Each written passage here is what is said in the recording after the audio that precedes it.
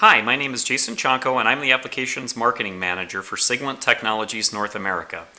I hope everybody's doing well. Due to the COVID-19 crisis, we are all having to make some concessions. I'm actually filming this video from the privacy of my kitchen, so if you have any random noises or anything go on, I do apologize for that. Again, I hope everybody's staying safe and we're just trying to do what we can. In today's video, I'm going to show you how to do a step load response to tune a power supply.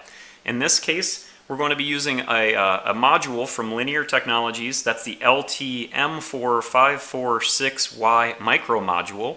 And I'll pull up a picture of the schematic and data sheet here for you all.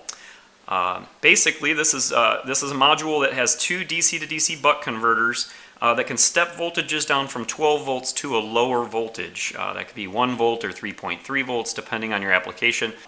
The really great thing about it is it's a power supply, it's commercially available, and it's easy for us to manipulate some of the values to show you what happens when you have a tuned power supply and when your power supply maybe isn't as tuned to load changes as you expect. So what we're going to do is use the SIGLENT SDL1X-E. That's our electronic load. We're going to be pulling a certain amount of current, and we're going to do a step from one current value to another current value, basically changing the load very, very quickly for the module, the power supply module, and we're going to monitor what the response is from that step load. So we've got an 1168X-E power supply. That's 12 volts at 3 amps for the board itself, and that's coming in on these banana jacks. And then I've got a current probe, this SIGLENT CP4070, that's measuring the current output from that power supply. And I've got an SDS2354X Plus oscilloscope with one of the probes connected up to that feedback loop. So what I'm going to do now is just simply, so we're delivering the power to the supply. I'm just going to turn on the load, and that's going to draw 5 amps. And you can see we've gone up to 5 amps, and we're pulling that current. But now, that's just straight DC. We're just pulling a standard load. But with the SDL, we actually have a dynamic load response. So I'm going to hit Shift and hit Dynamic, and that's going to go over, you'll see the display has changed, and now I'm going from 1 amp to 5 amps load. And I'm going to enable that, and you'll see now I'm stepping from 1 amp to 5 amps, and you'll see that the feedback response on the voltage supply is actually ringing quite a bit. So I'm going to just do a little bit of math here and do some averaging, and I've already set this up. So here's our averaging, and you can see that ringing very, very, very prominent here. I'm just going to expand it a little bit so we can get a better view of what's going on. So current draw, step load. Here we're going, this is actually the falling edge. Let's do the rising edge. Rising edge here. So you can see rising edge 0 to 5 amps, or 1 to 5 amps, and here's our load response. Let's go back to that falling edge. And so you can see both for rising and falling loads. So if we're adding a load to the system and we're removing a load from the circuit, we're seeing a very, very poor response. Because what's happening here, we're getting a lot of ringing. If this switched much more quickly, we may actually have unregulated supply, or at least not very well controlled. So our feedback loop is not quite tuned well enough to provide very good response. So that's part one. This is the detuned side of this particular circuit. What I would like to show you in response to that is what the circuit should look like when it's tuned.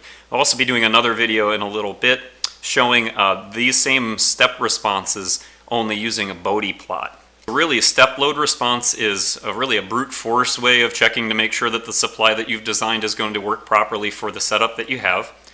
And Bode plot's a little bit more elegant, and it provides you a little bit more information, but you can use both to really optimize your design. So really, this is part one of a two-part video. So if you hold just 1 sec, I'm going to quickly switch this over to the other setup, and we'll be right back. Okay, so I've made those adjustments. Now my power supply, I'm connected up to the tuned section, the other supply on this particular board that has been tuned for step load response. And again, I'm just going to turn on the load and pull 5 amps, you'll see that I have that 5 amps. Now I'm going to go to dynamic, turn on that load, and now you'll see that I have that step response. Let's go to rising edge here, start where we did before. I have not changed the scaling on the oscilloscope at all. You'll see that we have a much smaller voltage step and it recovers quite a bit more quickly. I'm going to turn on the math as I had before, and you'll see again I have not changed the vertical scaling on this at all. You'll see a much quicker response, much flatter response, no ringing, and that's where you want your power supply to be for a particular step or a load step. And I also should mention again, with that load step on the SDL, we actually have the ability to control the slew rate for the current. And in this case, we're going as fast as we can, pulling as much current as quickly as we possibly can to really exaggerate what our load response is going to be. And so we're just seeing much better response here. I'm going to switch back over to the falling edge so we can take a look at that as well. And you'll see our averaging here, again, very quickly coming to scale here. And we can bump up that scale if we want to take a closer look at it. But I just wanted to show you a comparison with the exact same vertical scaling, and I'll pull in again another picture of the original untuned example for you to be able to compare those two. So power supplies can be tuned very easily using an electronic load. You can very easily have this set up. It's pretty simple, all basic things that you'd have around your electronics laboratory or design studio. Again, we're using the SDL load, one of our oscilloscopes, current probe, and a power supply. So pretty straightforward. And in the next video, I'm also going to have an application note on this to show you a little bit more detail and talk about each of the parts and some more on the breakdown of the module that we're using. And so if you do have any questions, please feel free to contact your local SIGLENT office. Again, I hope everybody's safe out there. Thanks again for watching, and write us anytime. Take care.